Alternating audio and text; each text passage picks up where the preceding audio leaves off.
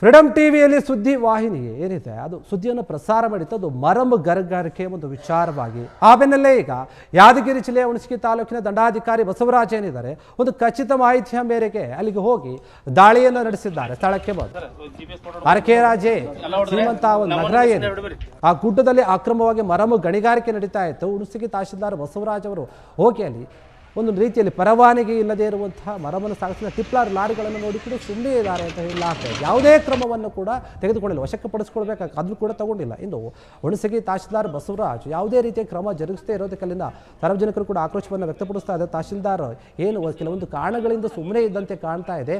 ಅಕ್ರಮವಾಗಿ ರಾಜಾರೋಷವಾಗಿ ಮರಮನ್ನು ಏನು ಇವರು ಲೂಟಿ ಮಾಡ್ತಾ ಇದ್ದಾರೆ, ಅದು ಅವರು ಕೂಡ ಶಾಮೀಲಾಗಿದ್ದಾರೆ ಎನ್ನುವಂಥ ಆರೋಪ ಕೇಳಿ ಬರ್ತಾ ಇದೆ.